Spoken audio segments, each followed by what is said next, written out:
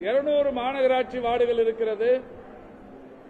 ஒரு வார்டுக்கு 2 இடங்களில் இந்த முகாம்கள் நடத்தப்படும் என்று அறிவிக்கப்பட்டது.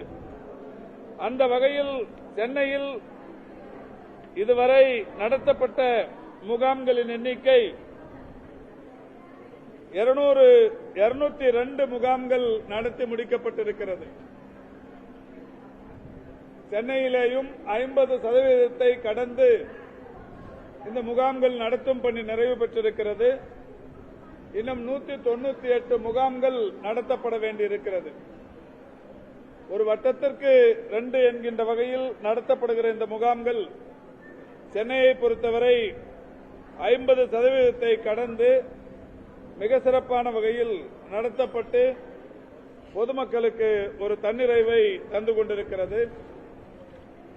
நான் முதலிலே சொன்னதைப் போல 13 துறைகளின் வாயிலாக 43 வகையான சேவைகளை வழங்கும் இந்த முகாம்களில் ஒவ்வொரு முகாமிலும் 2000 3000 பேர் என்கின்ற வகையில் விண்ணப்பங்களை அளித்து தீர்வு கண்டு வருகிறார்கள். இதில் கலைஞர் மகளிர் உரிமை தொகை அதற்கான விண்ணப்பங்களும் தரப்படுகிறது. அந்த விண்ணப்பங்களை பூர்த்தி செய்து தருகிற அளவுக்கு ஒவ்வொரு முகாமிலும் தன்னார்வலர்களும் நியமிக்கப்பட்டிருக்கிறார்கள்.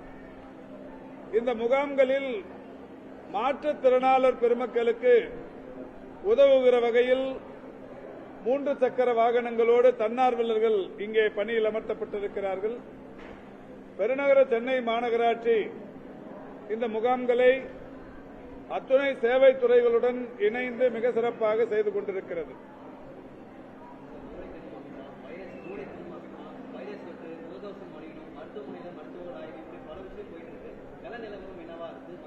இல்ல, அந்த மாதிரி எதுவுமே கிடையாதுங்க.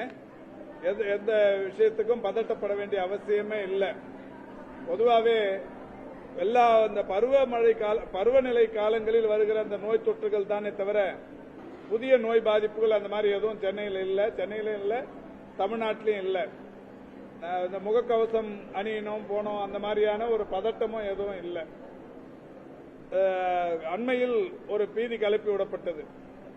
கேரளாவில் இந்த மூளையை தின்னும் அமீபா என்கின்ற ஒரு புது நோய் பாதிப்பு பற்றி ஒரு பரவலான பதட்டம் கிளப்பிவிடப்பட்டது. இந்த நோய் குறித்து நான் ஏற்கனவே 2-3 முறை பத்திரிகையாளர் சந்திப்பில் சொல்லியிருக்கிறேன். இந்த மூளையை தின்னும் அமீபா என்பது கேரளாவில் ஏராளமான குளம் குட்டைகள், மாசுபடிந்த நீர், நீண்ட நாட்களாக தூர்வாரப்படாத நீர், அந்த குளங்களில் பெரிய அளவில் சேறு படிந்திருக்கிற காரணத்தினால் அந்த குளங்களில் குளிப்பவர்களுக்கு சேற்றில் உருவாகிற வைரஸ், அமீபா என்கின்ற வைரஸ், அவர்களுடைய குளிக்கும் போது மூக்கு வழியே மூளையை பாதித்து பெரிய அளவில் அந்த மூளை காய்ச்சல் போன்ற பாதிப்புகள் ஏற்பட்டு உயிரிழப்புகள் ஏற்படுகிறது. இது கேரளாவில் நடைபெற்றுக் கொண்டிருக்கின்ற ஒன்று. இது தொற்று நோய் அல்ல. ஒரு மூளை தின்னும் அமீபா நோயினால் பாதிக்கப்பட்டவரை தொட்டாலோ அவர் அருகில் அமர்ந்தாலோ கொரோனா வைரஸ் போன்று இது தொற்று பாதிப்பு உள்ளதல்ல. என்றாலும் மக்கள் நல்வாழ்வுத்துறையின் சார்பில் அறிவிப்பது, தமிழ்நாட்டிலும் கூட தூர்வாரப்படாத குளம் குட்டைகள், மாநகர பகுதிகளில் இருக்கிற நீச்சல் குளங்கள் குளோரின் போடாமல் நீண்ட நாட்களாக மாசுபடிந்திருக்கிற நீர், இதில் குளிப்பதை தவிர்த்துக் கொள்ள வேண்டும். அந்த நீரை தூய்மைப்படுத்தி அதில் குளிப்பதை பழக்கமாக்கிக் கொள்ள வேண்டும். அவ்வளவுதான் முன்னெச்சரிக்கை தவிர வேற எதுவும் இதுல பெரிய அளவில் பாதிப்பு ஏற்படுத்தாது. அதற்கான பதட்டத்தை நாம எங்கேயும் செய்ய வேண்டிய அவசியம் இல்லை. இல்ல, அது இப்போ நம்ம மக்கள் நல்வாழ்வுத்துறையை சேர்ந்த மக்கள் நல்வாழ்வுத்துறை இந்த குளங்கள் குட்டைகள் உள்ளாட்சி அமைப்புகளோடு சேர்ந்து அதை பண்றாங்க.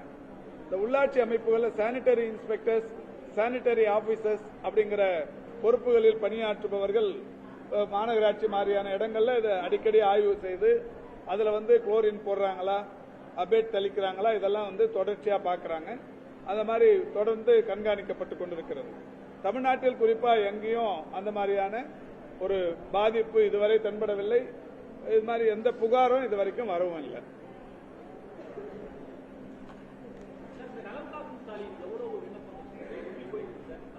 நலம் காக்கும் ஸ்டாலின் என்கின்ற அந்த மகத்தான திட்டம் ஒவ்வொரு சனிக்கிழமையும் தமிழ்நாட்டில் நடத்தப்பட்டு வருகிறது. அந்த முகாம்களை பொறுத்தவரை கடந்த மாதம் 2ஆம் தேதி மாண்புமிகு தமிழ்நாட்டின் முதலமைச்சர்களால் தொடங்கப்பட்டு தமிழ்நாட்டில் இருக்கிற வருவாய் மாவட்டங்கள் 38லும் ஒரு வாரத்திற்கும் 38 என்கின்ற வகையில் நடைபெற்றுக் கொண்டிருக்கிறது.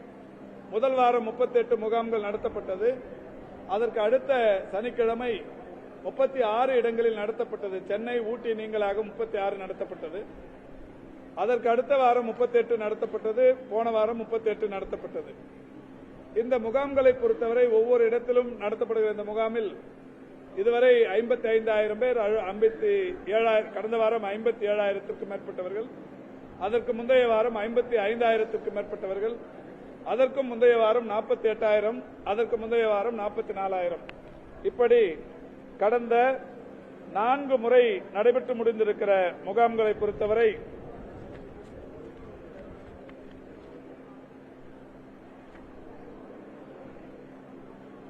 கடைசியாக நடந்தது 30.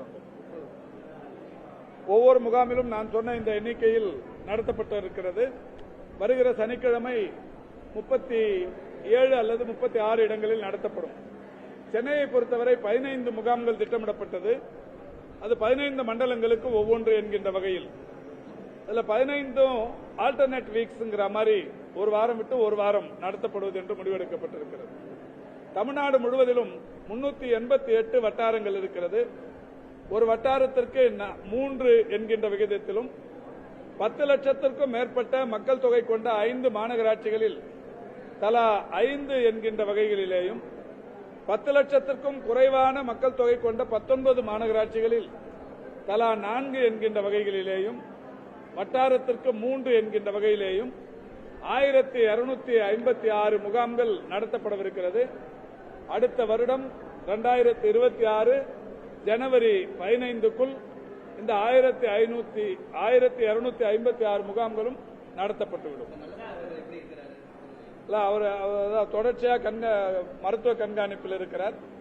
அவருக்கு இந்த மூச்சு விடுவதில் ஏற்பட்டிருக்கிற அந்த சிரமம், ட்ரக்கியாஸ்டமி என்கின்ற அந்த தொண்டையில் ஒரு ஆபரேஷன் செய்து மூச்சு விடுதலை எளிதாக்குகிற ஒரு கருவி பொருத்தப்படவிருக்கிறது. அந்த பணி இன்றைக்கு நடைபெற்றுக் கொண்டிருக்கிறது. மருத்துவர்களின் தீவிர கண்காணிப்பில் இருக்கிறார்.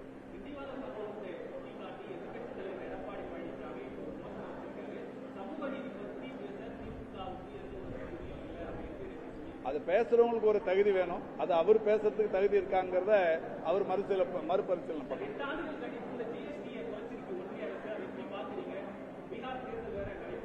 இது இவ்வளவு ஜிஎஸ்டி ஏத்தனது அவங்க தான், குறைக்கிறதா சொல்றதும் அவங்க தான். ஏத்திருக்கவும் வேணாம், இவ்வளவு நாள் மக்களை பாதிப்புக்குள்ளாக்கி இருக்கவும் வேணாம்.